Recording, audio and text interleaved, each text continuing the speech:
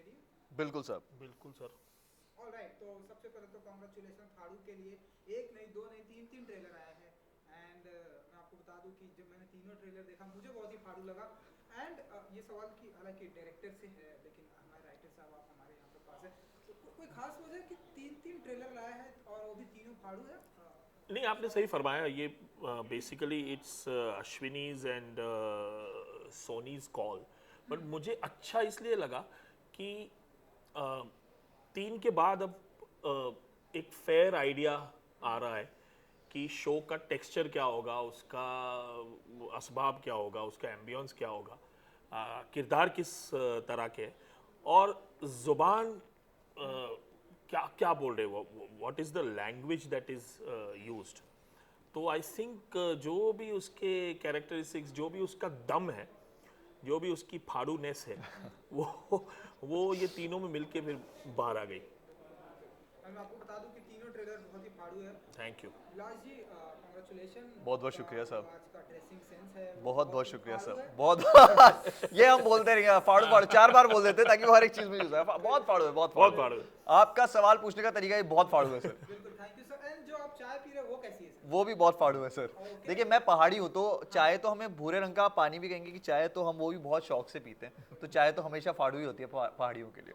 फाड़ू ये जो आ रही है सीरीज फिल्म, इसमें कितनी बार आप चाय पीते हुए आप हमें नजर आएंगे? साहब चाय तो नहीं, इसमें एक दूसरे तरह का पानी जो है, सेम कलर बट 30-60 डार्कर, थोड़ा थोड़ा ज़्यादा ब्लैक ब्लैक टी टाइप का कुछ है।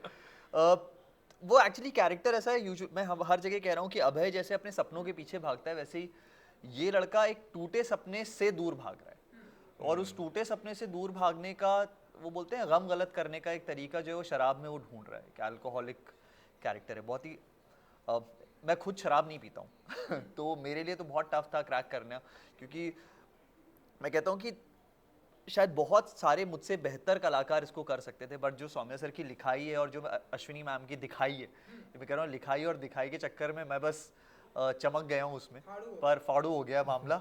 वरना मुझे लगता है कि मुझसे बेहतर करने वाले लोग होते, क्योंकि बहुत खूबसूरती से लिखा हुआ। और जब मैं खूबसूरत कहता हूँ, मैं सिर्फ ये नहीं कह रहा हूँ वो दिखने में कैसा है, उसके नुआंसेस, वो जिस तरीके से जहाँ से आता है और उसकी जो जर्नी है वो बड़ी खूबसूरत है। रॉक्सी की, अभय की, मंजरी की, तो इंटरेस्टिंग है। मतलब मुझसे बहुत अलहदा एक तो कैरेक्टर है, मेरे जैसा बिल्कुल नहीं है, ना दिखने में ना सोचने में। हाँ, ये अभी जैसा दिख रहा है वैसा बिल्कुल नहीं है। और मुझे मज़ा तब आया था, मैं I think on the 10th day of the shoot, 10वें दिन में पहली बार बस्ती में गया, और ये और पवेल दोनों पूल पे बैठे थे, मतलब नाले पे एक पूल, और मैंने इनको पहचाना नहीं कि हाँ, आई थॉट दैट कोई बस्ती के लोग ही बैठे।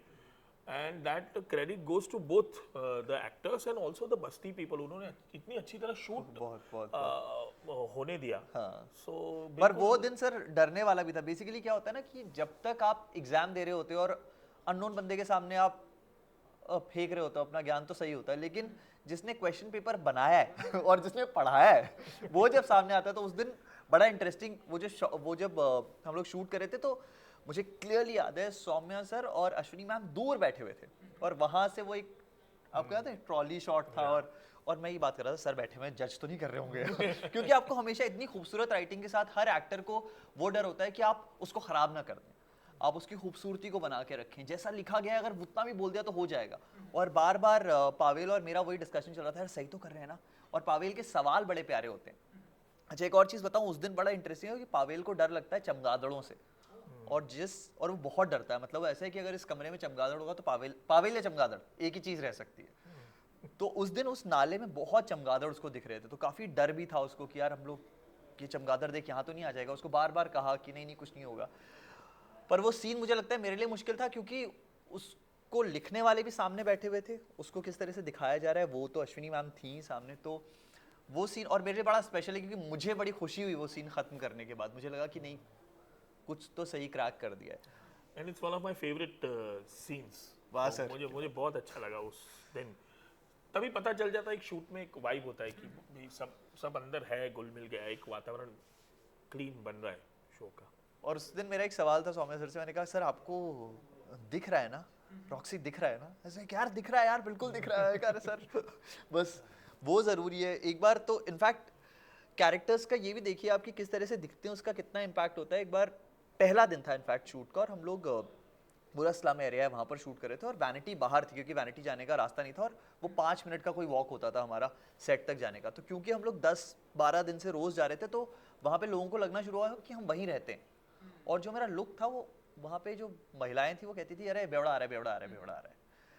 एक दिन मैं वैनिटी से निकला हूँ, मैं पावेल की वैनिटी में जा रहा हूँ, हमारे प्रोडक्शन वालों ने मुझे रोक दिया, बोला ये कहाँ जा रहा है, तो मुझे बताना पड़ा, अरे भाई मैं हूँ। तो वो मुझे लगता है कि किसी भी राइटर और डायरेक्टर के लिए की जीत है, अगर उस किरदार को उस एक्टर से अलग आप नहीं, बना ये तो पाए। एक्टर की जीत है कि नहीं, मुझे लगता है सर हाँ। वो आप लोगों ने इतना अच्छा बनाया है उसको कि I had to come closer to that और कैरेक्टर। वो चैलेंज भी है क्योंकि ये शो ये अलग अलग ज़मीनें हैं, देर आर डिफरेंट, मतलब अलग अलग लोकल्स हैं। तो बस्ती में तो ये बस्ती का लगता था, लेकिन फिर वो उसका एक पूरा ट्रैक कोकण में है, तो वहाँ की ज़मीन का होकर रहना है उसको, तो वो बहुत अच्छा उधर दिखा। जैसे 9th में मैं सरप्राइज हुआ प्लेजेंटली उसको अलग स्वरूप में देख के। ये मेरा अगला सवाल था अभिलाष जी कि जी। जब भी जो इंसान आपसे रोज मिलता है लेकिन सेट पे आपको पहचान नहीं पाता, हाँ इतने गेटअप में, इतने लुक में, मुझे ऐसा लगता है कि ये अपने आप में सबसे बड़ी जीत होती है कि सामने वाला हाँ, इंसान जो जी। मुझसे रोज मिल रहा है वो नहीं पहचान पा रहा है, इस तरह से गेटअप। क्योंकि सीरत को तो हम बदल के रखते ही है ना, सीरत तो हमारी बदली रहती है ना, आपके साथ मैं कुछ और हूँ, स्वामी सर के साथ कुछ और हूँ, किसी और के, बट सूरत बदलना बड़ा मुश्किल होता है। सूरत पकड़ लेता है आदमी की, सीरत नहीं पकड़ पाते हम लोग। तो वो सूरत अगर आप बदल देते हैं, बट ऐसा इसलिए हुआ कि वो किरदार में बहुत कंफर्टेबल हो गए थे दोनों। एक तो होता है कि बाहर का जो मेकअप वगैरह से जो हम लुक, राइट राइट राइट, लेकिन वो बैठे ही ऐसे थे कि वहीं के लग रहे थे, तो वो बहुत कंफर्टेबल थे। एंड सर, क्योंकि आपका राइटर ये सवाल आपसे भी कि लव स्टोरी है, मैंने जी। ट्रेलर देखा एंड कुछ ऐसे लव स्टोरी का भी टाइटल यूज किया जा सकता था, तो मुझे ऐसा लगता है कि आप राइट पर्सन इसका जवाब देने के लिए, हाड़ू ही टाइटल क्यों? वो इसलिए कि ये सिर्फ लव स्टोरी नहीं है, मतलब लव स्टोरी तो है, लेकिन it's a bumpy love story, और बहुत थ्रिलिंग है।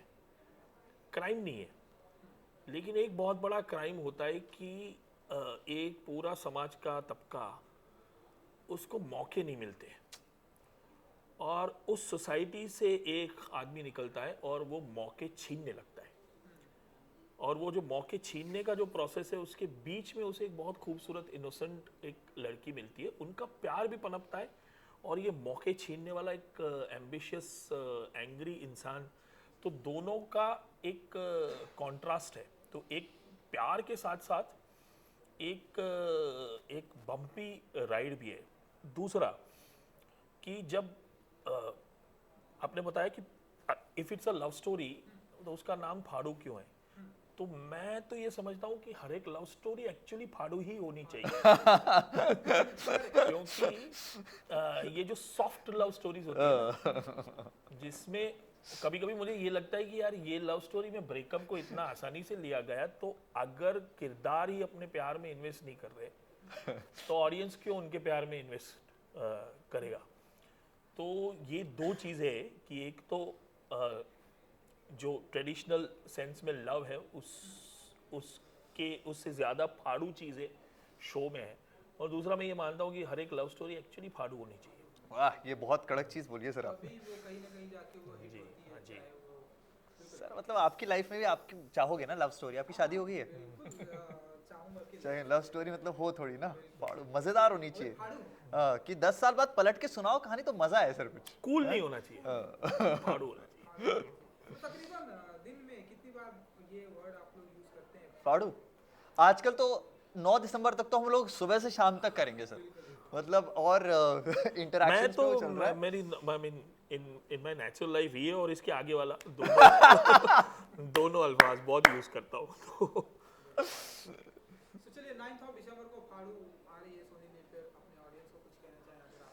बस आए देखे, अभिलाष को देखे, पवेल को देखे, अश्विनी ने बहुत कमाल का काम किया है, सयामी ने बहुत कमाल का काम किया है, तो please come and watch the show. और हम सब यार middle class, lower middle class में रहने वाले, जो छोटे घरों में रहकर बड़े सपने देखते हैं, हम सब की कहानी है कि हम सब के पास जो है शायद हम उसकी वैल्यू नहीं करते, जो नहीं है हम उसके पीछे भागते हैं, उसकी कहानी है। तो हम सब की कहानी है, हम सब कहीं ना कहीं अभय हैं, हम कहीं ना कहीं मंजरी भी हैं, हम कहीं ना कहीं रॉक्सी भी हैं।